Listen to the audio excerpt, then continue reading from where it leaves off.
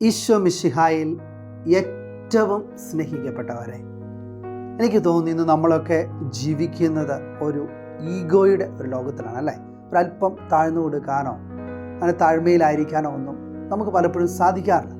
എനിക്കും നിങ്ങൾക്കും ഒന്നും പലപ്പോഴും സാധിക്കാറില്ല. പക്ഷെ ഇങ്ങനെ നമ്മൾ താഴ്ന്നു കൊടുക്കുമ്പോൾ അതിൽ വന്നു ചേരുന്ന ഒട്ടനവധി അനുഗ്രഹങ്ങളുണ്ട്. അപ്പോൾ നമുക്കറിയാം, ഈ ക്രിസ്മസ് എന്ന് പറഞ്ഞാൽ അത് താഴ്മയുടെ വേണ്ടി നമ്മൾ ഒരുങ്ങുകയാണ്. ദൈവപുത്രനായ ഈശോ മിശിഹാ കാലിത്തൊഴുത്തിൽ പിറന്നുകൊണ്ട് എളിമയുടെ മാർഗങ്ങൾ, എളിമയുടെ ജീവിതം നമ്മെ പഠിപ്പിച്ച ആ ക്രിസ്തുമസിനായിട്ടാണ് ഈ ദിവസങ്ങളിൽ ഞാനും നിങ്ങളും ഒരുങ്ങിക്കൊണ്ടിരിക്കുക. ഇവിടെ നമുക്ക് പരിശുദ്ധ അമ്മയുടെ ജീവിതത്തിലെ ഒരു കൊച്ചു കാര്യം നമുക്ക് എടുത്തു നോക്കാം. ലൂക്കായുടെ സുവിശേഷം 1-ാം അധ്യായം 39-ാം തിരുവചനമാണ്. നമുക്കറിയാം, പരിശുദ്ധ അമ്മയെ ദൈവപുത്രൻ്റെ മാതാവായിട്ട് തിരഞ്ഞെടുക്കുന്നു.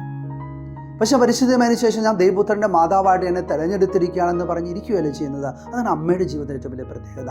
പരിശുദ്ധ അമ്മയുടെ ജീവിതത്തിൽ എന്നും എളിമ എന്ന പുണ്യം ഉണ്ടായിരുന്നു. പരിശുദ്ധ അമ്മ ഉടൻ തന്നെ തൻ്റെ എലിസബത്ത് ശുശ്രൂഷിക്കാനായിട്ട് കടന്നുപോകുക, ശുശ്രൂഷ മനോഭാവത്തോടുകൂടി കടന്നുപോകുക. അതാണ് 39-ാം വചനം. ആ ദിവസങ്ങളിൽ മറിയം യൂദയായിലെ മലമ്പ്രദേശത്തുള്ള ഒരു പട്ടണത്തിലേക്ക് തിടുക്കത്തിൽ യാത്ര പുറപ്പെട്ടു.